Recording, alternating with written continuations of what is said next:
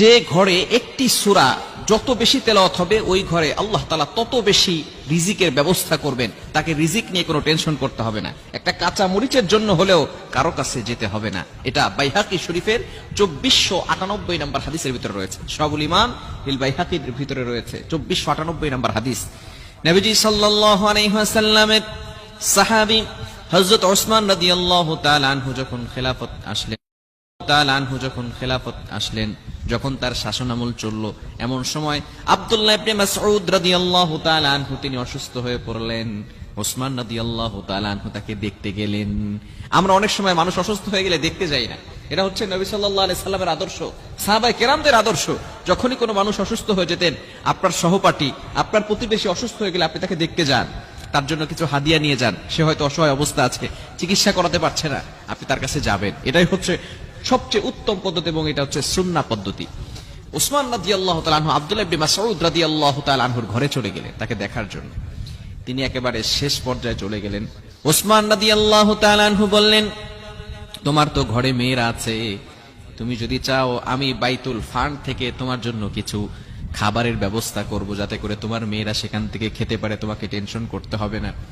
আব্দুল্লাহ ইবনে মাসউদ রাদিয়াল্লাহু তাআলা আনহু বলেন, আমাদের খলিফা ভালো করে শুনেন, আমাকে নবীজি সাল্লাল্লাহু আলাইহি সাল্লাম এমন একটা সূরার শিক্ষা দিয়েছেন, আমার মেয়েরা কোরআন পড়তে জানে, আমার মেয়েরা কোরআন পড়তে পারে, তারা যদি এই সূরার তেলাওয়াত করে আল্লাহ পাক রব্বুল আলামিন ওই ঘরের ভিতরে রিজিকের ব্যবস্থা করে দিবেন, অন্য কারো দরকার হবে না। Can you imagine that? আপনি কল্পনা করতে পারছেন সাহাবায়ে কেরাম কেমন আল্লাহকে ট্রাস্ট করতেন, বিশ্বাস করতেন। নবী সাল্লাল্লাহু আলাইহি ওয়াসাল্লাম জানিয়ে দিয়েছেন, যদি ঘরের ভিতরে সূরা তেলাওয়াত করা হয়, কোরআন তেলাওয়াত করা হয়, ঘরের ভিতরে আল্লাহ তাআলা বরকত নাজিল করেন। শুধু তাই নয়, আল্লাহ পাক রব্বুল আলামিন যেই সূরা তেলাওয়াত করলে ঘরের ভিতরে রিজিকের ব্যবস্থা করেন, সেই সূরাটা হচ্ছে সূরাতুল ওয়াকিয়া। এই সূরাটা আমরা অবশ্যই বাসায় পড়ব।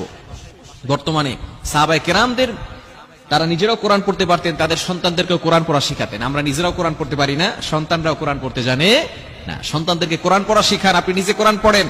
আপনার ঘরের ভিতরে প্রত্যেক দিন মাগরিবের নামাজের পরে সূরা ওয়াকিয়ার তেলাওয়াত করেন। যখনই সুযোগ পান সূরা ওয়াকিয়ার তেলাওয়াত করেন। ইনশাআল্লাহ আল্লাহ তাআলা ঘরের ভিতরে রিজিক নিয়ে টেনশন করতে হবে না, রিজিকের অভাব দূর করে দিবেন। আল্লাহ পাক রব্বুল আলামিন কোথা থেকে যে রিজিকের ব্যবস্থা করবেন আপনি কল্পনাও করতে পারবেন না। মনে রাখবেন, একটা পাখি সকালবেলা খালি পেট থেকে ঘর থেকে বের হয়, খালি পেটে বের হয়, আবার সন্ধ্যার সময় ভরা পেটে সে চলে আসে।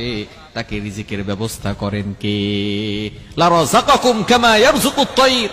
পাখিকে যেভাবে আল্লাহ তাআলা রিজিকের ব্যবস্থা করেন, আপনাকে আল্লাহ তাআলা সেভাবে রিজিকের ব্যবস্থা করে দিবেন। এজন্য রিজিক নিয়ে টেনশন করতে হবে না যদি আপনার ঘরের ভিতরে সূরা ওয়াকিয়ার তেলাওয়াত হয়। এজন্য সূরা ওয়াকিয়ার তেলাওয়াত চালু করেন। আপনার সন্তানদেরকে বলবেন প্রতিদিন মাগরিবের নামাজের পরে সূরা ওয়াকিয়ার তেলাওয়াত করতে। বলা যাবে তো ইনশাআল্লাহ? বলতে পারবো তো ইনশাআল্লাহ? সূরা ওয়াকিয়ার তেলাওয়াত যদি করে আল্লাহ তাআলা ওই ঘরের ভিতরে বরকত দিয়ে দেন, রিজিক নিয়ে ওই ঘরে কোনো টেনশন করতে হয় না। আল্লাহ তাআলা প্রত্যেকটা প্রাণীকে রিজিকের ব্যবস্থা করেন। আল্লাহ তাআলা নিজেই বলে দিয়েছেন 12 নম্বর পারার 1 নম্বর পৃষ্ঠার 1 নম্বর লাইন সূরা হুদের 6 নম্বর আয়াতে রব্বুল আলামিন বলেন, ওয়া মা মিন দাব্বাতিন ফিল আরদি ইল্লা আলাল্লাহি রিজকুহা